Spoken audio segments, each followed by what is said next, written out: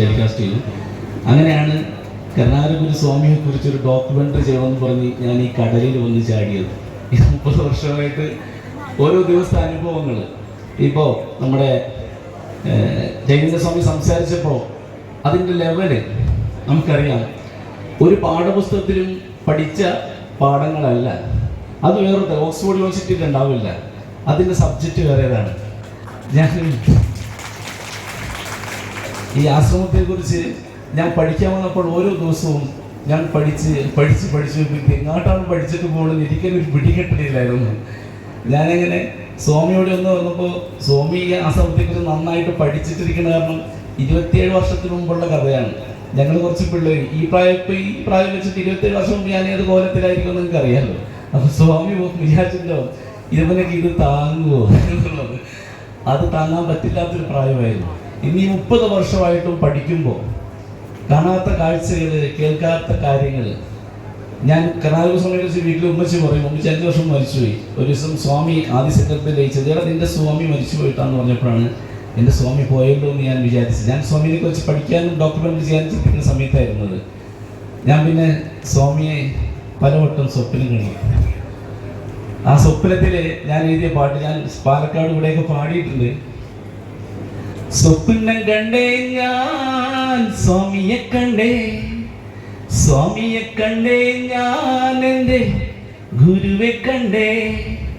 വർണ്ണിക്കാൻ വാക്കുകളേറെയില്ല, വർണ്ണിച്ചാൽ ഒട്ടവ തീരുകില്ല.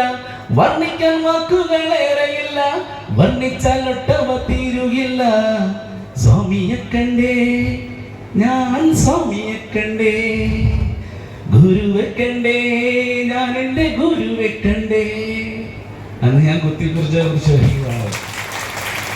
അങ്ങനെ ഞാൻ തിരുവനന്തപുരത്ത് ഉത്തമചേട്ടൻ്റെ കല്യാണത്തിനാണ് തിരുവനന്തപുരത്ത് കാലുകുത്തുന്നത്. 30 വർഷമായി, 29-30 വർഷമായി. അങ്ങനെ ആശ്രമോട് ബന്ധപ്പെട്ട ഒരു ആശ്രമത്തിൽ ചെന്നിരുന്ന് ഞാനും ജനസംഘ സ്വാമി, അന്ന് ജനസംഘ സ്വാമി ആയിട്ടില്ല, എൻ്റെ അനിക്കുട്ടനാണെന്ന്.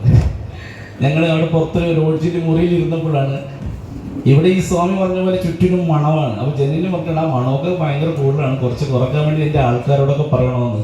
ജ്യോതിലക്ഷ്മി ചേച്ചിയോടൊക്കെ ഞാൻ അതിന് പറയണത്. ഇപ്പോൾ കുറവുണ്ടെങ്കിലും ബാക്കിയോട് കുറക്കാതെ മതി. അന്ന് 100 മേനി വിളഞ്ഞപ്പോൾ മനസ്സിൽ തോന്നിയൊരു വരികൾ, ഞാനും ജനസംഘസ്വാമികൾ അടച്ചിട്ടൊരു മുറിയിലിരുന്ന് പാട്ടെഴുതുക. ഗുരു ചന്ദ്രനെ കുറിച്ച് പറഞ്ഞത് ചന്ദ്രന്റെ ഊരാണെന്നാണ് പറഞ്ഞത്. അപ്പൊ ഞാൻ എൻ്റെ പാട്ടിന്റെ ആദ്യത്തെ വരി എഴുതിയത്, ചന്ദ്രന്റെ ഊരിന്റെ നാട്ടിൽ 100 മേനി വിളഞ്ഞന്നേ, ചന്ദിരൂർ കരയിലെങ്ങും ആനന്ദത്തെ മഴ പെയ്യുന്നേ. ഇന്നും ആ ആനന്ദത്തെ മഴ പെയ്തുകൊണ്ടിരിക്കുകയാണ്. അങ്ങ് കിഴക്കേ ദേശത്ത് സൂര്യൻ വന്നിന്നുദിച്ചന്നേ, കറ്റകളും നെന്മണിക്കൂട്ടവും തമ്മിൽ കിന്നാരം ചൊല്ലിടുന്നേ. കറ്റകളും നെന്മണിക്കൂട്ടവും തമ്മിൽ കിന്നാരം ചൊല്ലിടുന്നേ. ഈ മണ്ണ് മാറുമെന്നുള്ള കിന്നാരം ഈ കറ്റകളും നെന്മണിക്കൂട്ടവും പാടുന്നുണ്ട്.